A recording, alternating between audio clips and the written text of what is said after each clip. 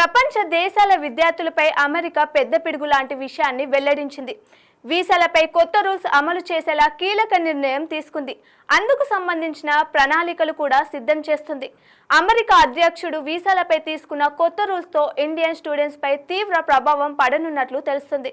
ఇంతకు ఆ కఠినమైన రూల్స్ ఏంటి, ఎందుకు ఈ రూల్స్ తీసుకువచ్చారన్న దానిపై పూర్తి వివరాలు ఇప్పుడు తెలుసుకుందాం. అమెరికాలో చదువుకోవాలని చాలా మందికి ఆశ ఉంటుంది. అయితే ఆ ఆశను నిరాశ చేసే ప్రయత్నం చేస్తున్నారు అమెరికా అధ్యక్షుడు డొనాల్డ్ ట్రంప్. అగ్రరాజ్యంలో దీర్ఘకాలం పాటు చదువుకోవాలనుకునే వారి ఆశలు ఆవిరి చేస్తూ ట్రంప్ సంచలన నిర్ణయం తీసుకున్నారు.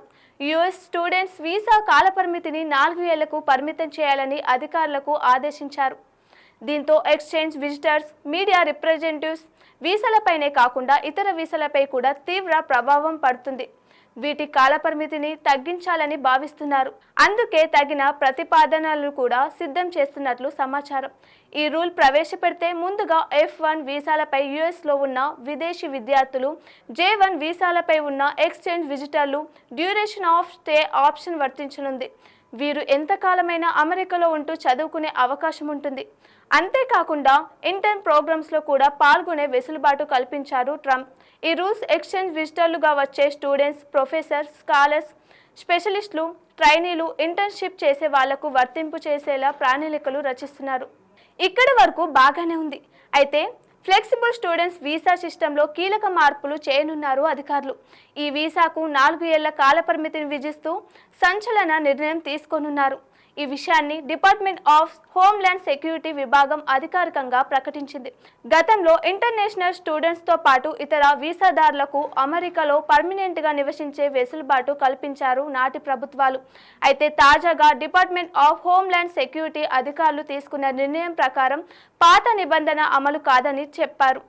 ఈ నిర్ణయం తీసుకోవడానికి వెనుక బలమైన కారణాలు ఉన్నాయంటున్నారు కొందరు అధికారులు.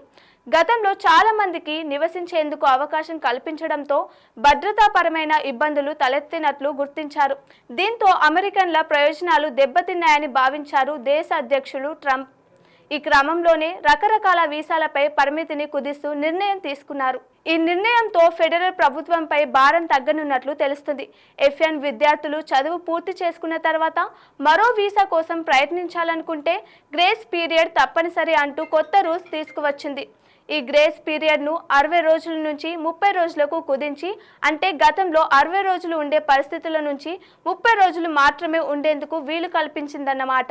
అలాగే మీడియా సంస్థల ప్రతినిధులకు వీసా కాలపరిమితి అయిపోయిన 240 రోజుల వరకు అమెరికాలో ఉండేలా వెసులుబాటు ఇచ్చింది.